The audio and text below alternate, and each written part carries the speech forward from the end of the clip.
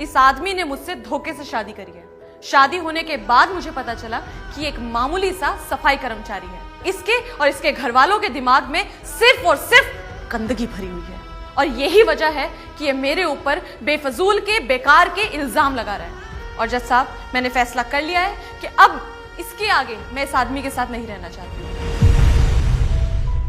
तुम्हें अपनी सफाई में कुछ कहना है? एक सफाई कर्मचारी जिसने समाज की गंदगी साफ करी, आज उससे कहा जा रहा है कि अपनी सफाई में कुछ कहना है। जैसा साहब, इन्होंने कहा कि हमने इनसे धोखे से शादी करी, इन्हें पता नहीं था कि हम सफाई कर्मी हैं। क्या ये बात इन्हें इतने बड़े पद में नौकरी लगने के बाद, हमसे 2 बच्चे होने के बाद पता लगी? इन्होंने हमें, हमारे माँ बाप को भला बुरा कहा, हम बर्दाश्त कर गए,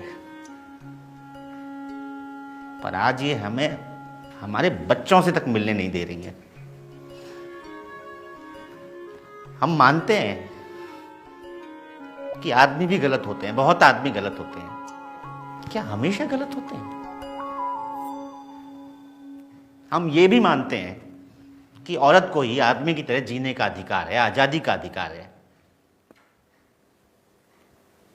पर शादी के इतने साल बाद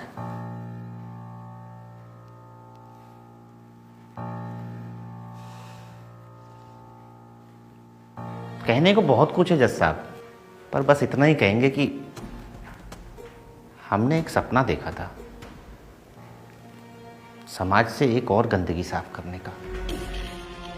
और वो सपना ये था कि अक्सर लड़की की शादी के बाद ससुराल में उसको बेटी नहीं बहू समझा जाता है। बहू जिसका काम होता है चूल्हा चौका करना, सास ससुर की देखभाल करना, पति की देखभाल करना, बच्चों की देखभाल करना। हमने उससे कहीं आगे आकर अपनी पत्नी को पढ़ाना चुना। इसमें हमारा लालच था हमारा लालच। और लालच ये था कि हम चाहते थे कि अगर हमारे बच्चों की माँ पढ़ी लिखी होगी तो हमारे बच्चों का भविष्य और उज्जवल होगा, हमारे साथ समाज में कंधे से कंधा मिलाकर चलेगी। पर हम भूल गए साहब कि एक बड़ा अधिकारी सफाई कर्मी के साथ कंधे से कंधा मिलाकर नहीं चलता। जज साहब, हमारे साथ बुरा हो रहा है, अच्छा हो रहा है, ये हम नहीं जानते, लेकिन हम इतना जानते हैं कि हमारे देश में बहुत सारी पत्नियों के साथ बुरा होने वाला है। अगर आज इसमें कुछ सोचा नहीं गया ना, तो कल पति अपनी पत्नियों को आगे पढ़ाने के लिए सोचेंगे जज साहब।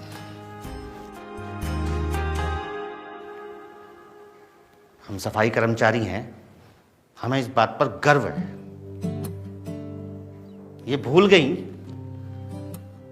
कि इनकी आगे की पढ़ाई का पैसा वही सफाई कर्मचारी के पैसों से आया था। वो फीस उसी तनख्वाह में से भरी गई थी।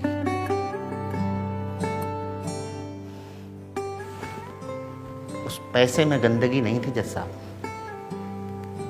इनके दिल में मैल था। और हम पूरा शहर साफ करते रहे, मगर इनके दिल का मैल साफ नहीं कर पाए।